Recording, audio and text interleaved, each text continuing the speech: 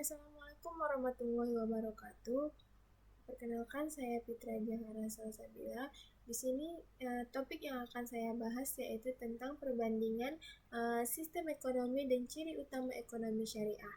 Di sini sebuah topik yang akan bersifat akademis dan teoritis, namun pada sisi yang lain sangat praktis dan menyentuh kehidupan nyata kita sebagai warga masyarakat, sebagai konsumen, sebagai produsen, bahkan sebagai warga negara yang hidup dalam satu tatanan perekonomian tertentu.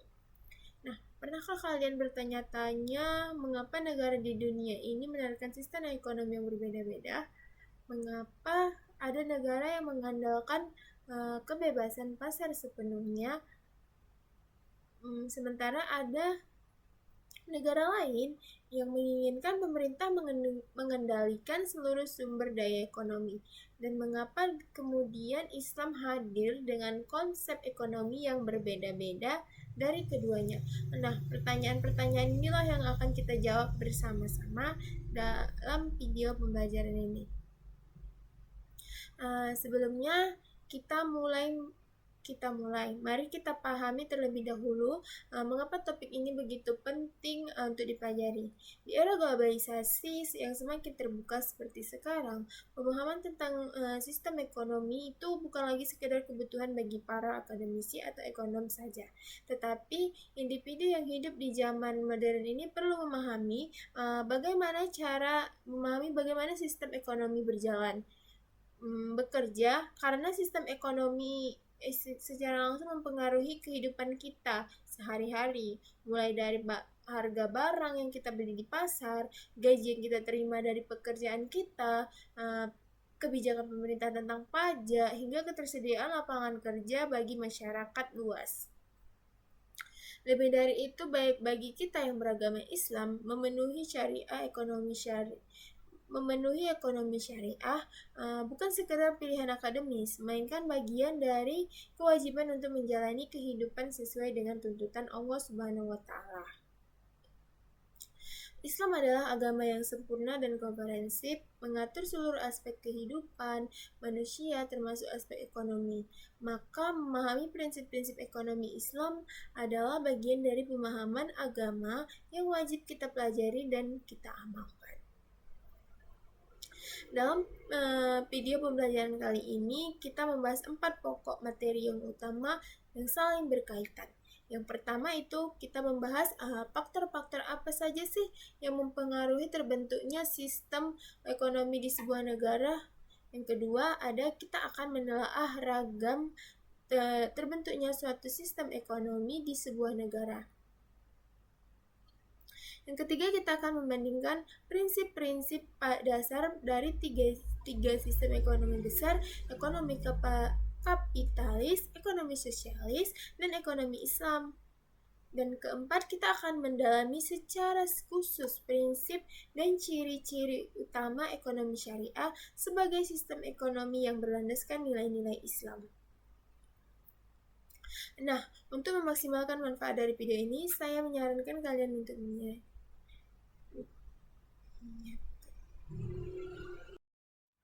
Baik, langsung saja. Yang pertama itu ada faktor-faktor yang mempengaruhi sistem ekonomi. Nah, pengertian dari sistem ekonomi adalah seperangkat aturan, mekanisme, dan institusi yang digunakan oleh masyarakat atau negara untuk mengatur kegiatan ekonominya, termasuk bagian sumber daya yang dialokasikan, bagaimana barang dan jasa diproduksi, bagaimana distribusi pendapatan dilakukan, dan bagaimana konsumsi diatur. Para ahli ekonomi telah memberikan berbagai definisi tentang sistem ekonomi. Menurut Dumairi, sistem ekonomi adalah suatu sistem yang mengatur serta menjalin hubungan ekonomi antar manusia dengan seperangkat kelembagaan dalam suatu tatanan kehidupan. Sementara itu, Chester A. Arthur mendefinisikan sistem ekonomi sebagai cara suatu masyarakat mengorganisasi produk, distribusi, dan konsumsi barang serta jasa. Nah, dari kedua definisi tersebut, kita dapat menarik benang merah bahwa sistem ekonomi pada dasarnya adalah jawaban atas 3 pertanyaan fundamental dalam ekonomi. Apa yang harus diproduksi, bagaimana cara memproduksinya, dan untuk siapa hasil produksi itu ditujukan. 3 pertanyaan dasar video ini dikenal dalam ekonomi sebagai 3 masalah pokok ekonomi. Pertama, what to product atau apa yang harus diproduksi, menyangkut keputusan tentang jenis dan jumlah barang serta jasa yang akan dihasilkan oleh suatu perekonomian. Yang kedua ada how to product, bagaimana cara memproduksinya. Ini berkaitan dengan metode produksi, teknologi yang digunakan, dan penggunaan faktor-faktor produksi. Dan yang ketiga, for whom to product, untuk siapa produksi itu untuk siapa diproduksi. Nah, ini menyangkut distribusi hasil produksi kepada masyarakat. Jawaban ini terdapat 3 pertanyaan. Inilah yang pada akhirnya membentuk karakteristik suatu sistem ekonomi. Adapun faktor-faktor yang mempengaruhi sistem ekonomi, yaitu yang pertama ada ideologi dan filsafat bangsa. Faktor pertama ini dan paling mendasar yang mempengaruhi sistem ekonomi suatu negara adalah ideologi dan pandangan filsafat yang dianut oleh bangsa tersebut. Ideologi merupakan seperangkat nilai, kepercayaan, dan prinsip-prinsip dasar yang menjadi pedoman hidup suatu masyarakat. Ideologi ini secara langsung mencerminkan cara pandang masyarakat terhadap berbagai aspek kehidupan, termasuk kehidupan ekonomi. Sebagai contoh konkretnya, negara-negara yang menganut ideologi liberalisme cenderung mengembangkan sistem ekonomi kapitalis yang menekankan pada kebebasan individu, hak kepemilikan pribadi, dan mekanisme pasar bebas. Mereka meyakini bahwa kebebasan ekonomi adalah bagian tidak terpisahkan dari kebebasan manusia secara keseluruhan.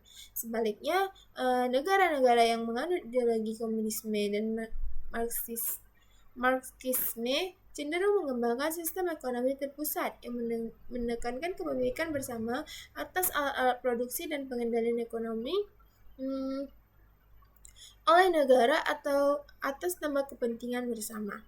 Sementara itu, negara-negara yang menganut Islam sebagai ideologi dasar kehidupan, mereka akan cenderung mengembangkan sistem ekonomi yang berlandaskan nilai-nilai Islam, di mana kepentingan individu dan kepentingan bersama harus diseimbangkan berdasarkan prinsip-prinsip syariat yang telah ditetapkan oleh Allah Subhanahu wa Ta'ala. Indonesia sendiri dengan Pancasila sebagai ideologi negara mengembangkan sistem ekonomi kerakyatan atau ekonomi Pancasila yang mencoba menyeimbangkan kepentingan individu dan kepentingan masyarakat banyak. Yang kedua ada sumber daya alam dan kondisi geografis. Faktor kedua yang sangat berpengaruh adalah ketersediaan sumber daya alam dan kondisi geografis suatu negara. Negara yang kaya akan sumber daya alam akan memiliki sistem ekonomi yang berbeda dengan negara yang miskin sumber daya alam. Misalnya, negara-negara teluk seperti Arab Saudi, Kuwait, dan Uni Emirat Arab yang memiliki cadangan minyak bumi yang melimpah tentu mengembangkan sistem ekonomi yang sangat dipengaruhi oleh sektor minyak dan gas. Sementara negara-negara yang miskin sumber daya alam seperti Jepang, Singapura, dan Korea Selatan harus mengembangkan sistem ekonomi yang lebih berorientasi pada industri manufaktur dan jasa berbasis pengetahuan. Kondisi geografis juga berperan penting. Negara kepulauan seperti Indonesia dan Filipina akan mengembangkan sistem ekonomi yang berbeda dengan negara daratan seperti Prancis atau Jerman. Akses terhadap lautan, iklim, kesuburan tanah, dan letak geografis, geopolitik semuanya turut membentuk karakter sistem ekonomi suatu negara. Negara dengan iklim tropis yang subur seperti Indonesia akan lebih condong mengembangkan sektor pertanian sebagai tulang punggung ekonominya. Sementara negara dengan iklim dingin yang keras mungkin lebih mengembangkan sektor industri dan perdagangan. Penting untuk dipahami bahwa ketersediaan sumber daya alam bukan satu-satunya penentu kemakmuran suatu bangsa. Jepang dan Korea Selatan adalah contoh nyata bagi bangsa yang relatif miskin sumber daya alam bisa mencapai tingkat kemakmuran yang sangat tinggi berkat sistem ekonomi yang tepat. Sumber daya manusia yang berkualitas dan teknologi yang maju. Sebaliknya, banyak negara Afrika yang kaya sumber daya alam tetapi tetap dalam kondisi kemiskinan karena sistem ekonomi yang tidak berjalan dengan baik. 3. Sejarah dan tradisi budaya. Faktor ketiga adalah sejarah perkembangan suatu bangsa dan tradisi budaya yang telah mengakar dalam masyarakat. Sejarah suatu bangsa termasuk pengalaman mereka dengan berbagai sistem ekonomi di masa lalu. Sangat dipengaruhi pilihan sistem ekonomi yang mereka terapkan saat ini. Negara-negara Eropa Timur yang pernah berada di bawah sistem komunisme Soviet selama puluhan tahun, misalnya ketika akhirnya beralih ke sistem ekonomi pasar setelah runtuhnya Uni Soviet, menghadapi berbagai tantangan adaptasi karena generasi mereka telah terbiasa dengan cara berpikir dan berperilaku ekonomi yang berbeda. Tradisi budaya suatu masyarakat juga berperan besar dalam membentuk sistem ekonomi masyarakat yang secara tradisional lebih mengutamakan kepentingan kolektif daripada kepentingan individu akan lebih condong mengembangkan sistem ekonomi yang bersifat komunal dan kooperatif. Sebaiknya masyarakat yang memiliki tradisi menghargai individualisme dan inisiatif pribadi akan lebih natural bergerak ke arah sistem ekonomi yang luas liberal. Disinilah letak pentingnya memahami bahwa sistem ekonomi yang lebih liberal sekadar ditransformasikan dari satu negara ke negara lainnya begitu saja tanpa mempertimbangkan konteks budaya dan sejarahnya masing-masing di negara. Yang keempat, kondisi politik dan struktur pemerintah. Faktor keempat adalah kondisi politik dan struktur pemerintah yang berlaku di suatu negara. Sistem politik sangat erat kaitannya dengan sistem ekonomi. Negara-negara demokratis cenderung memberikan lebih banyak kebebasan ekonomi kepada warganya, sehingga lebih condong ke arah sistem ekonomi pasar atau campuran. Sementara negara-negara otoriter atau totaliter cenderung memiliki kontrol yang lebih kuat atas perekonomian, yang mengaruh pada sistem ekonomi yang lebih terpusat. Stabilitas politik juga merupakan faktor penting. Negara yang memiliki kondisi politik yang stabil akan lebih mudah mengembangkan dan menjalankan sistem ekonomi yang konsisten dan dapat diprediksi, sehingga menarik investasi dan mendorong pertumbuhan ekonomi. Sebaliknya, ketidakstabilan politik seperti perang saudara, kudeta, atau konflik berkepanjangan akan mengganggu sistem ekonomi dan menghambat pembangunan. Selain itu, kualitas tata kelola pemerintah, tingkat korupsi, dan efektivitas birokrasi juga berpengaruh signifikan terhadap bagaimana suatu sistem ekonomi berjalan dalam praktiknya. Sebuah negara bisa saja memiliki sistem ekonomi berjalan dalam praktiknya. Sebuah negara bisa saja memiliki sistem ekonomi yang bagus secara teoritis, tetapi jika pemerintahnya korup dan birokrasinya tidak efisien, maka sistem ekonomi tersebut tidak akan berjalan sebagaimana mestinya. Yang kelima, tingkat perkembangan ekonomi. Negara-negara yang masih dalam tahap pembangunan ekonomi seringkali memerlukan peran pemerintah yang lebih besar dan mengarahkan dan menggerakkan roda perekonomian, mengingat sektor swasta belum cukup untuk menopang pertumbuhan secara mandiri. Sebaliknya, negara-negara yang telah mencapai tingkat pembangunan ekonomi yang tinggi cenderung bisa memberikan lebih banyak ruang kepada mekanisme pasar untuk mengatur perekonomian secara mandiri. Ini menjelaskan mengapa banyak negara berkembang yang bahkan menganut ideologi liberal sekalipun tetap memberikan peran yang cukup besar kepada pemerintah dalam perekonomian. Mereka menyadari bahwa dalam satu tahap pembangunan tertentu atau invisible hand atau tangan tak tampak mekanisme pasarnya tidak cukup untuk mendorong pembangunan yang merata dan berkeadilan. Yang keenam, pengaruh global dan hubungan internasional. Faktor keenam yang semakin penting di era globalisasi ini adalah pengaruh global dan hubungan internasional. Di era di mana batas-batas antara negara semakin terasa kabur dalam hal ekonomi. Tidak ada satupun negara yang bisa mengembangkan sistem ekonominya secara sepenuhnya terisolasi dari pengaruh global. Tekanan dari lembaga-lembaga keuangan internasional seperti Dana Moneter Internasional, Bank Dunia, dan Organisasi Perdagangan Dunia atau WTO, serta perjanjian-perjanjian perdagangan bebas internasional. Semuanya mempengaruhi pilihan sistem ekonomi suatu negara. Sebagai contoh, ketika suatu negara yang bergabung dengan Organisasi Perdagangan Dunia, mereka harus mematuhi aturan-aturan perdagangan bebas tertentu yang pada gilirannya akan mempengaruhi bagaimana mereka mengatur perekonomian domestik mereka. Atau ketika sebuah negara menerima bantuan dari IMF, mereka seringkali harus menerima syarat-syarat tertentu yang berkaitan dengan kebijakan ekonomi yang harus mereka terapkan. Dengan memahami keenam faktor di atas, kita dapat mengerti bahwa pilihan sistem ekonomi suatu negara bukanlah sesuatu yang sembarangan atau kebetulan. Ada sejarah panjang, pertimbangan mendalam, dan berbagai faktor kompleks yang melatar belakanginya, dan itulah sebabnya sistem ekonomi yang cocok untuk suatu negara belum tentu cocok untuk negara lain. Selanjutnya, ragam sistem ekonomi dunia.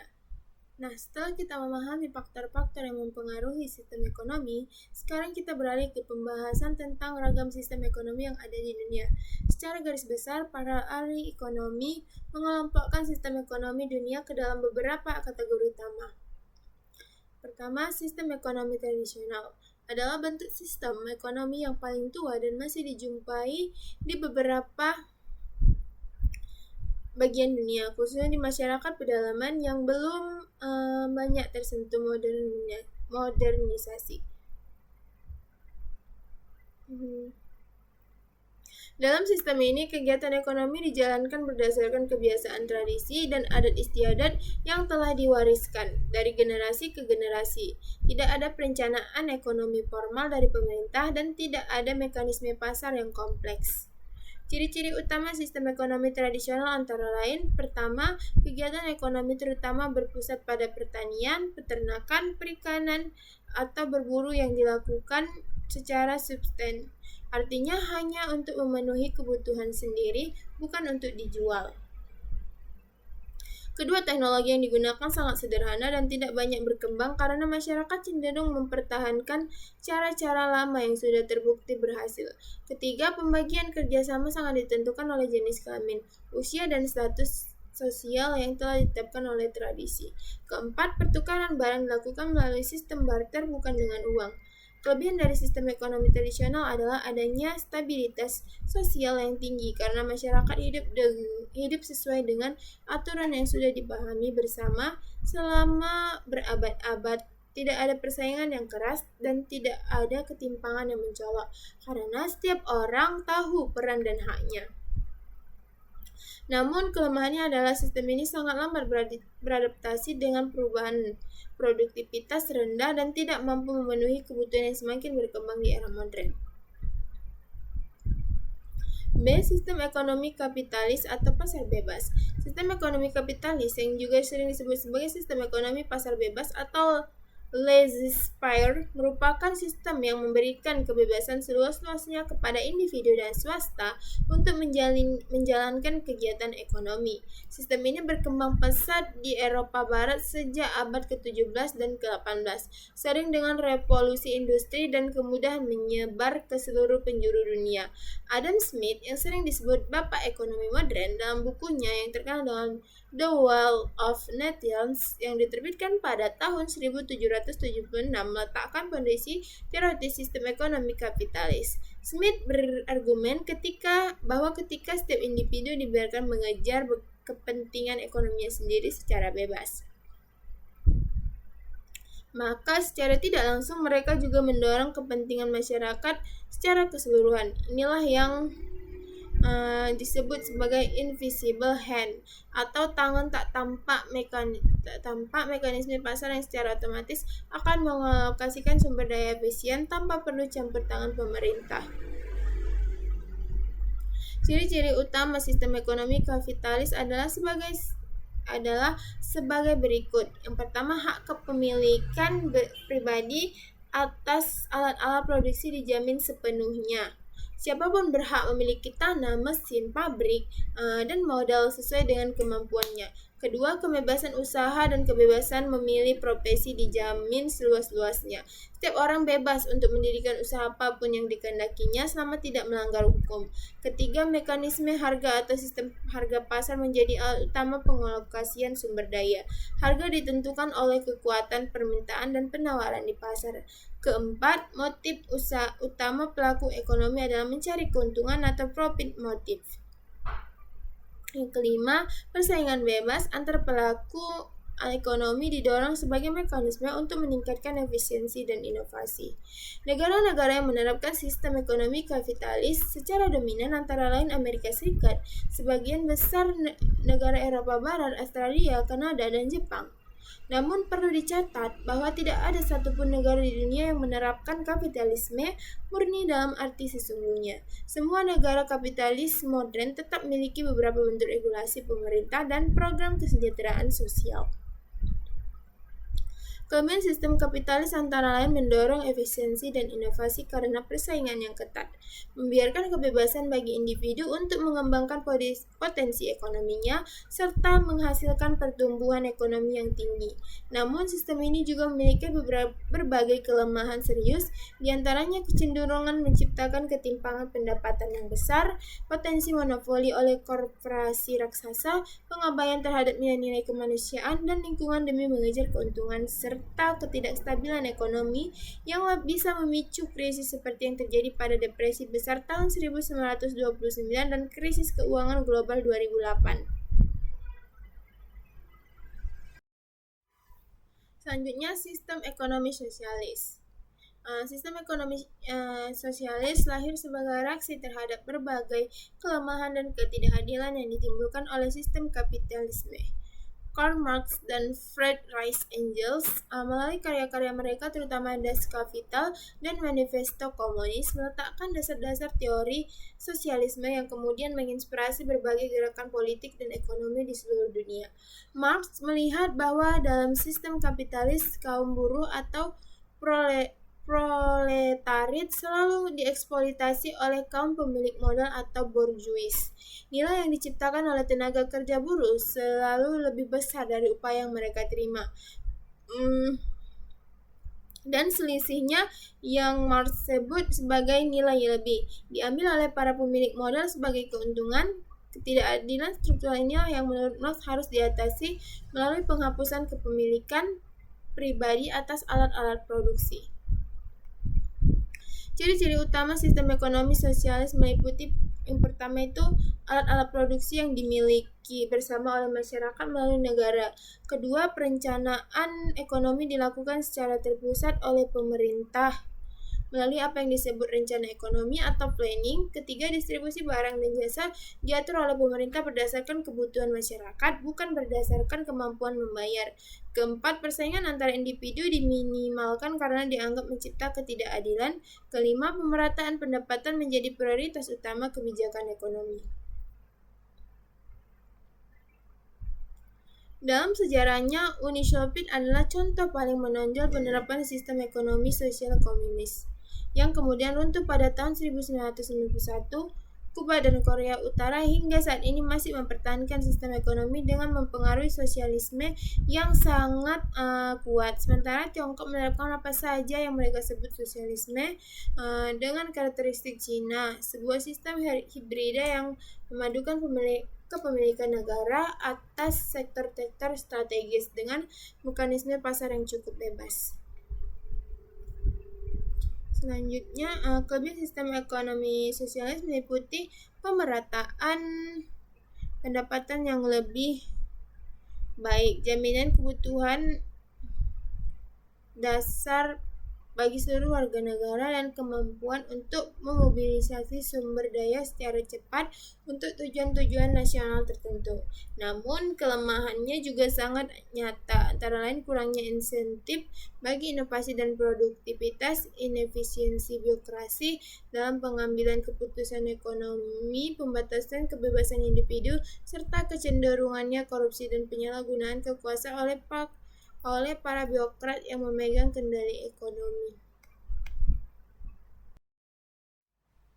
Selanjutnya ada sistem ekonomi campuran.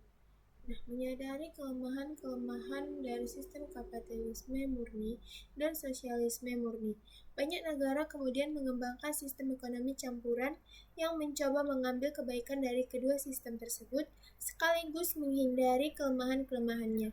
Sistem ekonomi campuran adalah sistem di mana mekanisme pasar dan intervensi pemerintah sama-sama memainkan peran penting dalam mengelola perekonomiannya. Dalam sistem ekonomi campuran, sektor swasta diberi kebebasan untuk beroperasi dan bersaing di pasar. Namun, pemerintah juga ikut campur tangan untuk mengatasi kegagalan-kegagalan pasar, menyediakan barang publik, melindungi kelompok masyarakat yang rentan, dan memastikan persaingan yang sehat. Hampir semua negara di dunia saat ini termasuk Amerika Serikat yang dikenal sebagai benteng kapitalisme sebenarnya menerapkan sistem ekonomi campuran dalam berbagai derajat. Indonesia sendiri menerapkan sistem ekonomi campuran yang didasarkan pada Pancasila dan Undang-Undang 1945 Pasal 33 UUD 1945 mengamanatkan bahwa cabang-cabang produksi yang penting bagi negara yang menguasai hajat hidup orang banyak dikuasai oleh negara, dan bumi, air, dan kekayaan alam yang terkandung di dalamnya dikuasai oleh negara dan dipergunakan untuk sebesar-besarnya kemakmuran rakyat. Ini adalah prinsip ekonomi kerakyatan atau demokrasi ekonomi yang khas Indonesia. Sistem ekonomi Islam. Di samping keempat sistem di atas, terdapat sistem ekonomi yang berlandaskan nilai-nilai agama Islam yang dikenal sebagai sistem ekonomi Islam atau ekonomi syariah. Sistem ini memiliki karakteristik yang sangat berbeda dari sistem-sistem sebelumnya karena sumber nilainya bukan berasal dari pemikiran manusia semata, melainkan dari wahyu Allah Subhanahu wa Ta'ala yang tertuang dalam Al-Quran dan As-Sunnah. Ekonomi Islam bukan hanya sebuah sistem ekonomi alternatif yang ditawarkan oleh segelintir akademisi, melainkan merupakan bagian integral dari ajaran Islam yang komprehensif. Islam memandang ekonomi sebagai ibadah yang harus dilaksanakan sesuai dengan aturan Allah, dengan tujuan akhir bukan sekedar kemakmuran material di dunia, tetapi kebahagiaan hakiki yang merupakan perpaduan antara kesejahteraan di dunia dan keselamatan di akhirat yang dalam terminologi Islam disebut sebagai falah. Sistem ekonomi Islam akan kita bahas jauh lebih mendalam di bagian-bagian selanjutnya dari video ini. Namun untuk sementara perlu kita pahami sistem ekonomi Islam tidak sama dengan kapitalisme meskipun keduanya mengakui hak kepemilikan pribadi, dan sistem ekonomi Islam juga tidak sama dengan sosialisme meskipun keduanya sangat menekankan pemerataan dan keadilan sosial. Ekonomi Islam memiliki landasan filosofi, prinsip-prinsip, dan mekanisme yang unik dan khas yang tidak dimiliki oleh sistem ekonomi manapun. Di sini ada prinsip ekonomi kapitalis, ekonomi sosialis, dan ekonomi Islam. Sekarang kita akan masuk ke bagian prinsip-prinsip dasar ekonomi kapitalis, yang dimana yang pertama itu ada prinsip kepemilikan pribadi atau private property rights. Prinsip paling fundamental dalam sistem ekonomi kapitalis adalah pengakuan dan perlindungan terhadap hak kepemilikan pribadi secara absolut. Dalam sistem ini, setiap individu memiliki hak untuk memiliki, menggunakan, menjual, menyewakan, atau mewariskan properti dan aset yang mereka miliki tanpa batas yang berarti dari negara. Hak kepemilikan ini mencakup Tidak hanya barang-barang konsumsi seperti rumah dan kendaraan, tetapi juga alat produksi seperti tanah, mesin, pabrik, dan modal finansial. Bagi para pendukung kapitalisme, hak kepemilikan pribadi adalah pondasi dari semua kebebasan ekonomi dan bahkan kebebasan politik. Mereka berargumen bahwa tanpa hak kepemilikan yang terjamin, tidak ada yang akan mau bekerja keras atau berinvestasi untuk jangka panjang. Mengapa seseorang mau membangun pabrik jika kapan saja pemerintah bisa merampasnya? Mengapa seseorang mau menabung jika hasil tabungannya bisa diambil oleh orang lain? Jaminan hak kepemilikan inilah yang menciptakan intensif untuk bekerja, menabung, dan berinvestasi. Yang kedua, prinsip kebebasan usaha dan pasar bebas. Prinsip kedua yang tidak kalah pentingnya adalah kebebasan berusaha. Dalam sistem kapitalis, setiap individu bebas untuk memilih jenis usaha apa yang ingin mereka jalankan, di mana mereka ingin berbisnis, dengan siapa mereka ingin bermitra, dan bagaimana mereka ingin mengelola usaha mereka. Tidak ada batasan dari pemerintah tentang jenis usaha yang boleh dijalankan, selama tidak melanggar hukum. Kebebasan berusaha ini diwujudkan dalam sistem pasar bebas di mana harga barang dan jasa ditentukan oleh interaksi antara permintaan dan penawaran. Ketika permintaan terhadap suatu barang tinggi, sementara penawaran terbatas, harga akan naik, sehingga mendorong lebih banyak produsen untuk memproduksi barang tersebut. Nah, ketika permintaan bertambah dan permintaan tidak berubah, harga akan turun, yang kemudian akan mendorong lebih banyak konsumsi. Mekanisme harga ini, menurut para ekonomi kapitalis, adalah mekanisme yang paling efisien untuk mengalokasikan sumber daya dalam perekonomian. Dan yang ketiga ada prinsip motif keuntungan atau profit motive, yang dimana sistem kapitalis mengakui dan bahkan mendorong sifat dasar manusia yang ingin memaksimalkan keuntungan pribadi sebagai motor penggerak utama perekonomian. Dalam pandangan kapitalis, ketika setiap individu berusaha memaksimalkan keuntungan sendiri, maka secara agregat hal ini mendorong efisiensi, inovasi, dan pertumbuhan ekonomi yang menguntungkan semua pihak.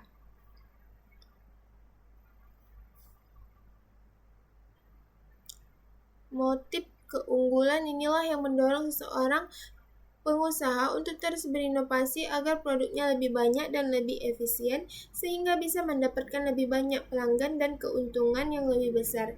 Ini juga mendorong perusahaan-perusahaan untuk mengadopsi teknologi baru dan metode produksi yang lebih efisien.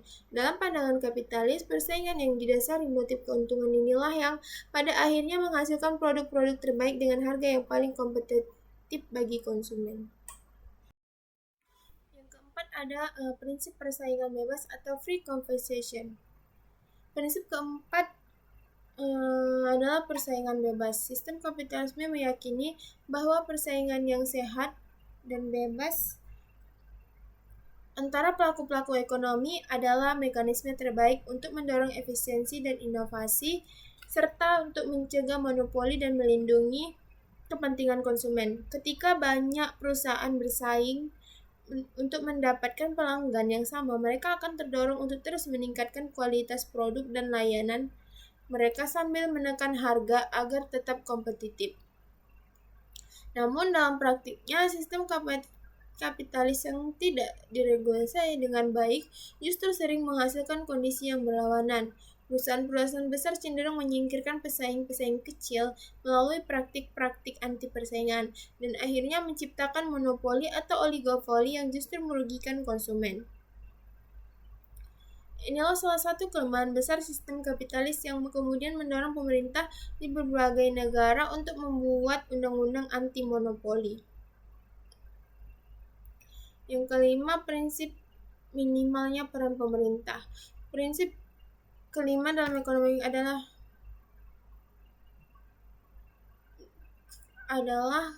ekonomi kapitalis, minimnya peran pemerintah dalam ekonomi atau yang dikenal dengan istilah laissez-faire yang berasal dari bahasa Prancis yang berarti biarkan berjalan. Para pendukung kapitalis meyakinkan bahwa campur tangan pemerintah dalam ekonomi lebih sering mendistorsi mekanisme pasar yang efisien daripada memperbaikinya. Oleh karena itu, peran pemerintah sebaiknya dibatasi pada fungsi-fungsi minimal seperti menjaga ketertiban umum, menegakkan hukum kontrak, dan melindungi hak kepemilikan. Namun, kembali lagi, dalam praktik nyata, tidak ada satupun negara kapitalis yang benar-benar menerapkan prinsip laissez-faire secara konsekuensi. Krisis ekonomi besar seperti depresi besar 1929 dan krisis keuangan 2008 menunjukkan bahwa tanpa regulasi pemerintah yang memadai, sistem kapitalis bisa mengalami kegagalan sistemik yang sangat destruktif. Ini kemudian mendorong John Maynard Keynes dan para pengikutnya untuk mengembangkan teori ekonomi yang menekankan pentingnya peran aktif pemerintah dalam menstabilkan perekonomian. Selanjutnya ada prinsip-prinsip dasar ekonomi sosialis, yang dimana yang pertama itu prinsip kepemilikan sosial atas alat produksi. Prinsip paling fundamental dalam sistem adalah kepemilikan sosial atau bersama atas alat-alat produksi. Dalam pandangan sosialis, akar dari semua ketidakadilan ekonomi dalam masyarakat kapitalis adalah kepemilikan pribadi atas alat-alat produksi yang memungkinkan segelintir orang mengeksploitasi tenaga kerja orang banyak. Oleh karena itu, solusinya adalah menghapus kepemilikan pribadi atas alat-alat produksi dan menggantinya dengan kepemilikan bersama melalui negara. Kepemilikan sosial ini berarti bahwa pabrik-pabrik tanah, pertanian, sumber daya alam, dan alat-alat produksi lainnya adalah milik seluruh masyarakat yang dikelola oleh negara atas nama rakyat. Keuntungan yang dihasilkan dari produksi tidak menjadi milik individu tertentu, melainkan dibagikan kepada seluruh masyarakat dalam berbagai bentuk melalui layanan, kesehatan gratis, pendidikan gratis, perumahan bersubsidi, dan berbagai program kesejahteraan sosial lainnya. 2. Prinsip perencanaan ekonomi terpusat. Prinsip kedua sistem sosialisasi adalah perencanaan ekonomi yang dilakukan secara terpusat oleh pemerintah. Berbeda dengan sistem kapitalis yang menyerahkan alokasi sumber daya kepada mekanisme pasar. Sistem sosialis menyerahkan keputusan ini kepada badan perencana pusat yang dibentuk oleh pemerintah. Badan ini menentukan apa yang harus diproduksi, berapa banyak yang harus diproduksi, bagaimana cara memproduksinya, dan bagaimana hasilnya itu didistribusikan. Di Uni Soviet, misalnya Badan Perencana Terpusat yang disebut Gosudarственный Плановый Комитет bertanggung jawab untuk membuat rencana ekonomi 5 tahunnya yang mengatur seluruh aspek perekonomian negara. Rencana ini mencakup target produksi untuk setiap distribusi, alokasi tenaga kerja, distribusi bahan baku, dan penetapan harga untuk ribuan jenis barang dan jasa. Ini merupakan tugas yang sangat kompleks dan seringkali tidak realistis untuk dijalankan secara efisien dan oleh birokrasi pusat. Yang ketiga, prinsip pemerataan dan keadilan distribusi. Prinsip ketiga yang menjadi daya tarik utama sosialisme adalah pemerataan dan keadilan distribusi. Slogan terkenal Marx, dari masing-masing sesuai kemampuannya kepada masing-masing sesuai kebutuhannya, mencerminkan ideal distribusi dalam sistem sosialisasi komunis. Berbeda dengan sistem kapitalis yang mendistribusikan hasil produksi berdasarkan kemampuan bayar, sistem sosialis mendistribusikannya berdasarkan kebutuhan. Dalam praktiknya, ideal pemerataan ini diwujudkan melalui berbagai kebijakan seperti penghapusan atau pembatasan warisan kekayaan, pajak progresif yang sangat tinggi atas pendapatan dan kekayaan, penyediaan layanan publik secara gratis atau dengan subsidi besar, penempatan upah minimum yang relatif tinggi, dan berbagai program transfer sosial yang mengalirkan sumber daya dari kelompok kaya ke kelompok miskin. C. Prinsip-prinsip dasar ekonomi Islam. Nah, setelah memahami prinsip-prinsip dasar ekonomi kapitalis dan sosialis, sekarang kita masuk ke pembahasan yang paling istimewa, yaitu prinsip dasar ekonomi Islam. Ini bukan hanya penting secara akademis, tetapi juga sangat relevan bagi kita sebagai Muslim yang ingin menjadikan kehidupan ekonomi sesuai dengan tuntutan Allah Subhanahu wa taala. Yang pertama ada prinsip tauhid atau ekonomi sebagai bagian dari ibadah. Prinsip paling mendasar yang membedakan ekonomi Islam dari semua sistem ekonomi lainnya adalah prinsip tauhid. Tauhid berarti keyakinan bahwa hanya Allah Subhanahu wa taala yang merupakan Tuhan yang Maha Esa dan Maha Pencipta, dan bahwa segala sesuatu yang ada di alam semesta ini miliknya. Konsep ini secara langsung mempengaruhi seluruh bangunan ekonomi sosial dalam konteks ekonomi. Tauhid berarti bahwa pertama, manusia hanyalah khalifah atau pemegang amanah atas kekayaan sejati milik Allah. Kita boleh memiliki dan menggunakan kekayaan, tetapi dengan kesadaran penuh bahwa kekayaan itu adalah titipan Allah yang harus dipertanggungjawabkan penggunaannya di hadapannya. Kedua, semua kegiatan ekonomi harus dilakukan dalam kerangka ketaatan kepada Allah, bukan semata-mata untuk kepuasan nafsu material. Ketiga, tujuan akhir dari kegiatan ekonomi bukan hanya kemakmuran dunia, tetapi juga keselamatan di akhirat. Inilah yang membuat ekonomi Islam secara fundamental berbeda dari ekonomi kapitalis maupun sosialis. Kedua sistem ini dibangun di atas fondasi pemikiran manusia yang bersifat sekuler dan duniawi. Sementara ekonomi Islam dibangun di atas fondasi wahyu ilahi yang bersifat transenden dan komprehensif, mencakup dimensi dunia dan akhirat sekaligus. Dua, prinsip khalifah, manusia sebagai khalifah di bumi. Prinsip kedua dalam ekonomi Islam dalam konsep khalifah, Allah berfirman dalam Al-Quran surah Al-Baqarah ayat 30 bahwa Dia akan menjadikan manusia sebagai khalifah atau pemimpin atau pengawal di muka bumi. Konsep khalifah ini memiliki implikasi yang sangat besar bagi pemahaman ekonomi Islam. Sebagai khalifah, manusia memiliki tanggung jawab untuk mengelola dan memakmurkan bumi sesuai dengan kehendak sang pemilik sejatinya, yaitu Allah. Ini berarti bahwa dalam mengelola ekonomi, manusia tidak boleh semena-mena dan harus memperhatikan kepentingan seluruh makhluk, bukan hanya kepentingan manusia saja, dan tidak untuk generasi saat ini, tetapi juga untuk generasi yang akan datang. Prinsip keberlanjutan lingkungan misalnya adalah bagian yang tidak terpisahkan dari konsep khalifah dalam ekonomi syariah. Ketiga, prinsip keseimbangan antara individu dan masyarakat.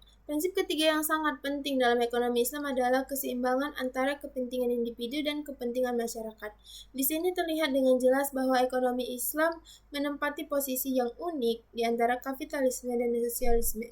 Seperti kapitalisme, Islam mengakui hak kepemilikan pribadi dan kebebasan berusaha individu. Islam menghargai kerja keras, kreativitas, dan inisiatif individu. Namun, seperti sosialisme, Islam juga menekankan tanggung jawab sosial dan keadilan distribusi. Islam mengharuskan setiap muslim yang mampu untuk menunaikan zakat, memberikan infak dan sedekah, serta melarang segala bentuk eksploitasi dan penindasan ekonomi. Jadi, ekonomi Islam bukanlah kapitalisme yang diberi label halal dan juga bukan sosialisme yang dibungkus nilai Islam. Ekonomi Islam adalah sistem yang secara konsisten mempertahankan keseimbangan antara hak individu dan tanggung jawab sosial, antara kebebasan dan batasan syariat, antara kepentingan dunia dan kepentingan akhirat.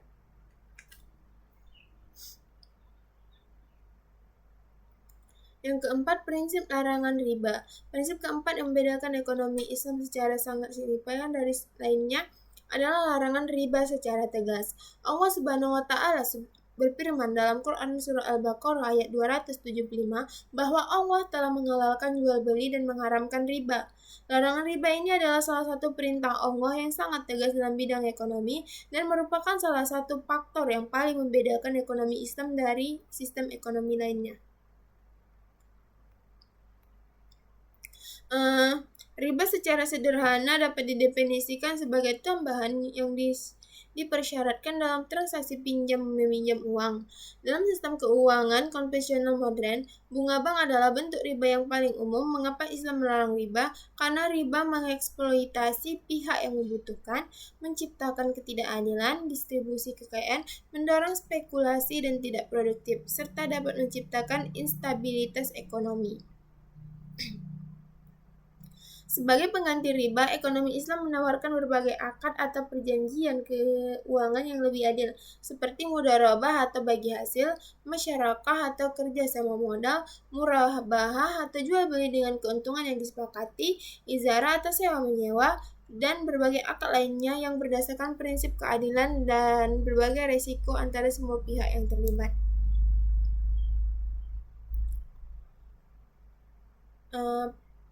Adapun materi lanjutannya itu seperti prinsip dan ciri utama ekonomi syariah.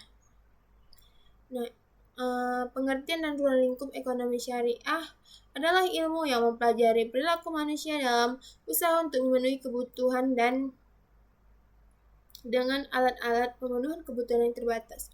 Dalam rangka melaksanakan nilai-nilai syariat Islam, definisi ini mengandung beberapa unsur penting yang perlu kita perhatikan.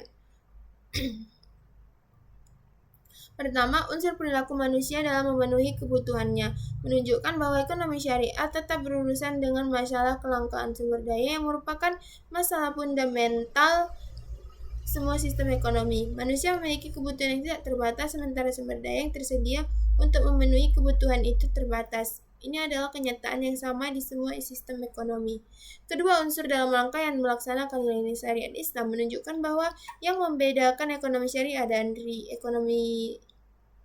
sistem ekonomi lainnya bukanlah masalah ekonomi atau kelangkaan sumber daya, melainkan pendekatan dan nilai-nilai yang digunakan untuk menyelesaikan masalah tersebut. Ekonomi syariah menggunakan nilai-nilai Islam yang bersumber dari Al-Quran dan As-Sunnah sebagai panduan. Para ahli ekonomi Islam telah merumuskan pengertian ekonomi syariah dari berbagai sudut pandang. Muhammad Abdul Manan mendefinisikan ekonomi Islam sebagai ilmu pengetahuan sosial, mempelajari masalah-masalah ekonomi rakyat yang diilhami oleh nilai-nilai Islam. Sementara Yusuf Al-Qaradawi mendefinisikannya sebagai ekonomi yang berdasarkan pada ketuhanan, sistem yang bertitik tolak dari Allah, bertujuan akhir kepada Allah, dan menggunakan saran yang tidak lepas dari syariat Islam. Selanjutnya, sumber hukum ekonomi syariah. Nah, sebelum membahas ciri-ciri utama ekonomi syariah, penting untuk kita pahami terlebih dahulu sumber-sumber hukum yang menjadi landasan ekonomi syariah. Pemahaman ini sangat penting karena akan membantu kita mengerti mengapa ekonomi syariah memiliki karakteristik yang berbeda dari sistem ekonomi lainnya. Sumber hukum pertama dan paling utama adalah Al-Quran Al-Karim. Al-Quran adalah firman yang diturunkan kepada Nabi Muhammad SAW dan menjadi pedoman hidup bagi seluruh umat Islam. Dalam bidang ekonomi, Al-Quran memberikan prinsip-prinsip dasar dan aturan-aturan umum yang harus diikuti. Al-Quran misalnya secara tegas melarang riba, menganjurkan zakat, melarang penimbunan harta, mendorong kegiatan perdagangan yang jujur, dan mengajarkan nilai-nilai keadilan dan kasih sayang dalam kegiatan ekonomi. Sumber hukum kedua adalah As-Sunnah, yaitu segala perkataan, perbuatan, dan ketetapan Nabi Muhammad SAW yang kemudian dikodifikasi dalam kitab-kitab hadis. As-Sunnah memberikan penjelasan yang lebih rinci dan praktis tentang bagaimana prinsip-prinsip Al-Quran diterapkan dalam kegiatan ekonomi sehari-hari. Rasulullah SAW sendiri adalah seorang pedagang yang jujur dan sukses sebelum beliau menerima wahyu, dan banyak praktik beliau dalam bidang muamalah yang menjadi contoh nyata bagi umat Islam. Sumber hukum ketiga adalah ijma, yaitu kesepakatan para ulama tentang suatu hukum dalam bidang yang tidak secara eksplisit diatur dalam Al-Quran dan As-Sunnah. Ijma sangat penting dalam ekonomi syariah karena banyak transaksi dan instrumen keuangan modern yang tidak ada pada zaman Nabi, sehingga memerlukan ijtihad kolektif para ulama untuk menentukan hukumnya. Dan sumber keempat adalah qiyas, yaitu analogi hukum yang dilakukan dan membandingkan kasus baru dengan kasus yang sudah ada hukumnya berdasarkan kesamaan ilah atau sebab.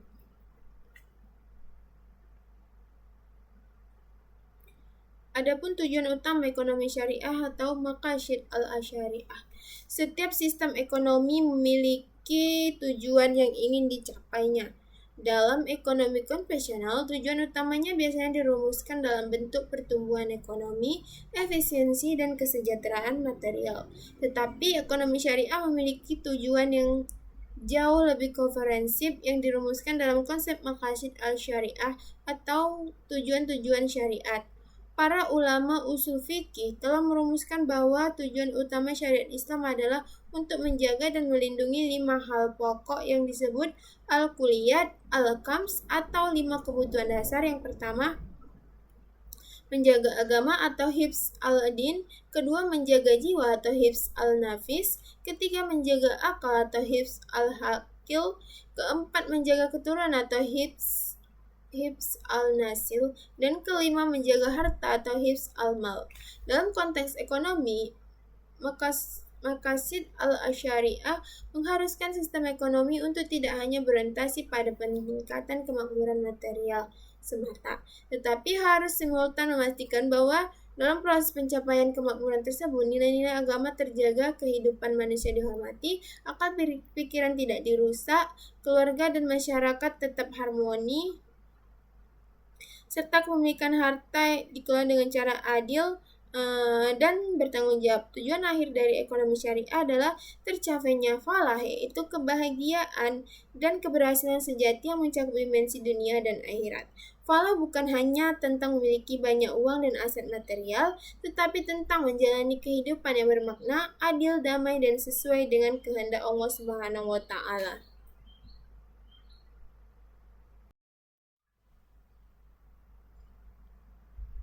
Ciri-ciri utama ekonomi syariah adalah yang pertama, bersumber dari nilai-nilai Islam ilahi. Ciri pertama dan paling mendasar dari ekonomi syariah adalah bahwa seluruh nilai, prinsip, dan aturan bersumber dari Al-Quran dan As-Sunnah. Wahyu Allah Subhanahu wa Ta'ala inilah yang membuat ekonomi syariah memiliki legitimasi yang berbeda dari sistem ekonomi ciptaan manusia. Sistem ekonomi kapitalis dibangun di atas pemikiran Adam Smith, David Ricardo, dan para pemikir liberal lainnya. Sistem ekonomi sosialis dibangun di atas pemikiran Karl Marx dan Friedrich Engels. Pemikiran manusia sebagaimana kita semua memaklumi bersifat terbatas, sering berubah, dan tidak luput dari kesalahan. Berbagai teori ekonomi yang dibangun oleh manusia terus berkembang dan berubah seiring berjalannya waktu dan seiring kali menimbulkan kontroversi dan perdebatan yang tidak pernah selesai. Sementara ekonomi syariah dibangun di atas wahyu yang maha mengetahui dan maha bijaksana, yang tidak pernah salah dan tidak pernah berubah. Prinsip-prinsip dasar ekonomi syariah yang terdapat dalam Al-Quran dan As-Sunnah bersifat abadi dan universal. Larangan riba misalnya, bukan hanya relevan pada zaman Nabi Muhammad 14 abad yang lalu, tetapi juga sangat relevan, bahkan mungkin lebih relevan di era ekonomi keuangan saat ini. 2. Pengakuan kepemilikan yang bertingkat dan berimbang. Ciri kedua ekonomi syariah adalah pengakuan kepemilikan yang bertingkat. Berbeda dengan kapitalisme yang mengakui kepemilikan pribadi secara absolut atau sosialisme yang menolak kepemilikan pribadi atas alat produksi, ekonomi syariah mengakui 3 tingkatan kepemilikan secara bersamaan dan seimbang. Tingkatan pertama adalah kepemilikan mutlak yang hanya dimiliki oleh Allah Subhanahu wa Ta'ala. Allah adalah pemilik sejati dari seluruh alam semesta dan segala isinya. Firman Allah dalam Al-Quran, surah Al-Ma'idah ayat 17, milik Allah lah kerajaan langit dan bumi, dan apa yang ada di antara keduanya. Kesadaran akan kepemilikan Allah yang mutlak ini menjadi fondasi moral bagi seluruh perilaku ekonomi dalam Islam. Tingkatan kedua adalah kepemilikan pribadi. Islam mengakui dan melindungi hak kemilik atas harta kekayaan yang diperoleh melalui cara-cara yang halal. Islam sangat menghargai kerja keras dan melarang siapapun yang mengambil harta orang lain tanpa hak. Namun, kepemilikan pribadi dalam Islam bukan bersifat absolut karena dibatasi oleh aturan-aturannya syariat dan kewajiban sosial seperti zakat. Tingkatan ketiga kepemilikan umum atau publik, yaitu harta yang menjadi milik bersama masyarakat dan tidak boleh dikuasai oleh individu tertentu. Dalam hadis Nabi yang diriwayatkan oleh Abu Dawud, Rasulullah SAW bersabda bahwa kaum muslimin berserikat dalam 3 hal: air, padang rumput, dan api. Para ulama kemudian memperluas konsep ini kepada sumber daya alam strategis lainnya yang apabila dikuasai oleh individu akan merugikan masyarakat banyak. 3. Larangan riba dan instrumen keuangan Islami. Ciri ketiga yang paling dikenal dari ekonomi syariah adalah larangan riba secara tegas dan mutlak. Allah mengharamkan riba dalam 4 tahap yang berbeda dalam Al-Quran, menunjukkan betapa seriusnya persoalan ini dalam pandangan Islam. Haramnya riba adalah salah satu hukum ekonomi yang paling jelas dan tidak dapat ditawar dalam Islam. Larangan riba ini memiliki berbagai alasan yang sangat rasional. Pertama, riba menciptakan ketidakadilan karena pemilik modal mendapatkan keuntungan yang pasti, sementara peminjam uang menanggung resiko sepenuhnya. Kedua, riba mendorong peminjam masuk ke dalam lingkungan utang yang semakin membesar karena bunga terus berbunga. Ketiga, riba tidak mendorong produktivitas karena pemilik modal bisa mendapatkan keuntungan tanpa perlu ikut serta dalam kegiatan produktif apapun. Keempat, riba menciptakan ketimpangan distribusi kekayaan karena kekayaan cenderung mengalir dari yang miskin ke yang kaya. Sebagai penggantinya, sistem bunga ekonomi syariah menawarkan berbagai instrumen keuangan yang lebih adil.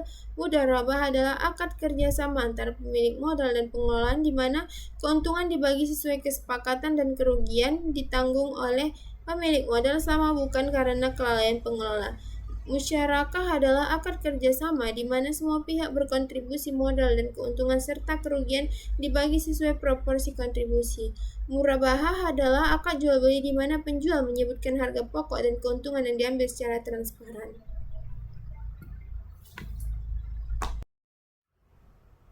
Yang keempat, kewajiban zakat sebagai instrumen distribusi.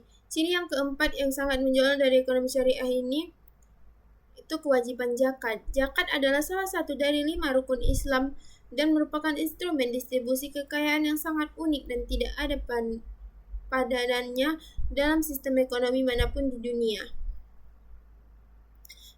Zakat mewajibkan setiap muslim memiliki harta di atas nisab atau batas minimum tertentu dan telah mencapai haul atau 1 tahun penuh untuk mengeluarkan sebagian hartanya kepada 8 golongan yang berhak menerima zakat atau mustahik. Zakat bukan sekedar sumbangan sukarela atau pajak biasa. Zakat adalah kewajiban agama yang memiliki dimensi ibadah sekaligus dimensi sosial. Dari sisi ibadah, zakat adalah bentuk ketaatan kepada Allah dan cara membersihkan harta dari hak-hak orang lain yang melekat padanya. Dari sisi sosial, zakat adalah mekanisme distribusi kekayaan yang sistematis dan terstruktur yang bertujuan untuk mengurangi ketimpangan dan memastikan bahwa tidak ada anggota masyarakat yang dibiarkan kelaparan atau hidup dalam kemiskinan ekstrim. Para ekonom Islam menunjukkan bahwa jika zakat diterapkan secara konsisten dan menyeluruh dengan pengelolaan yang baik, potensinya untuk mengentaskan kemiskinan sangat besar. Di Indonesia, misalnya berbagai kajian menunjukkan bahwa potensi zakat mencapai ratusan triliun rupiah per tahun, melebihi anggaran pemerintah untuk program pengentasan kemiskinan. Ini menunjukkan kedahsyatan potensi zakat sebagai instrumen distribusi jika dioptimalkan dengan baik. Di samping zakat yang bersifat wajib, ekonomi syariah juga mendorong infak, sedekah, wakaf, dan hibah sebagai instrumen-instrumen sosial sukarela yang turut memperkuat jaringan keselamatan sosial dalam masyarakat Islam. Wakaf khususnya memiliki sejarah yang sangat panjang dan kaya dalam peradaban Islam sebagai instrumen untuk menyediakan berbagai layanan publik secara masjid, sekolah, rumah sakit, dan perpustakaan. Yang kelima, ciri ekonomi syariah adalah larangan terhadap gharar atau ketidakjelasan dan ketidakpastian yang berlebihan, maisir atau judi atau spekulasi, dan berbagai bentuk penipuan dalam transaksi ekonomi. Ketiga ini dilarang dalam Islam karena semuanya bertentangan dengan prinsip keadilan dan transparansi yang menjadi pondasi muamalah Islam. Gharar dalam konteks ekonomi modern mencakup berbagai jenis transaksi yang mengandung ketidakpastian yang berlebihan, seperti menjual sesuatu yang belum dimiliki, menjual barang yang kualitas atau kuantitasnya tidak jelas, atau transaksi yang mengandung unsur perjudian, berbagai instrumen keuangan derivatif modern yang sangat kompleks dan spekulatif seringkali dikategorikan mengandung unsur gharar yang berlebihan sehingga tidak sesuai dengan prinsip syariah. Maisir mencakup segala bentuk transaksi yang berdasarkan untungan-untungan atau spekulasi murni tanpa dasar produktivitas yang nyata. Perjudian adalah contoh paling jelas dari maisir. Dalam konteks ekonomi modern, berbagai bentuk spekulasi keuangan yang murni spekulatif tanpa landasan nilai ekonomi real juga termasuk dalam kategori yang dilarang Islam. Yang keenam ada prinsip kehalalan dalam produksi dan konsumsi. Ciri keenam ini Islam menetapkan aturan yang jelas tentang apa yang tidak boleh dan apa yang boleh dan tidak boleh diproduksi, diperdagangkan, dan dikonsumsi. Secara umum, Islam mengharamkan produksi dan konsumsi barang-barang yang membahayakan manusia, baik secara fisik maupun spiritual. Prinsip halal haram ini memiliki implikasi yang sangat luas dalam ekonomi. Dalam industri pangan, produksi harus bebas dari bahan-bahan yang diharamkan seperti babi, alkohol, dan darah. Dalam industri keuangan, produk dan layanan harus bebas dari riba, gharar, dan maisir. Dalam industri hiburan, konten yang dihasilkan tidak boleh mengandung pornografi, kekerasan, atau hal-hal yang bertentangan dengan nilai-nilai Islam. Dan di dalam industri farmasi, obat-obatan harus menggunakan bahan-bahan yang halal selama ada alternatifnya. Di sisi konsumsi, Islam mengajarkan prinsip wasatiyah atau kesederhanaan dan keseimbangan. Islam melarang israf atau pemborosan dan tabzir atau penghambur-hamburan harta karena keduanya adalah bentuk penggunaan nikmat Allah yang tidak bertanggung jawab. Namun Islam juga tidak menganjurkan hidup yang terlalu asketis atau menyiksa diri dengan menolak semua kenikmatan duniawi. Allah berfirman dalam Al-Quran bahwa Dia tidak menyukai orang-orang yang berlebihan. Sekian dari saya. Demikianlah hasil pemaparan materi saya. Saya sudahi. Sekian dan terima kasih.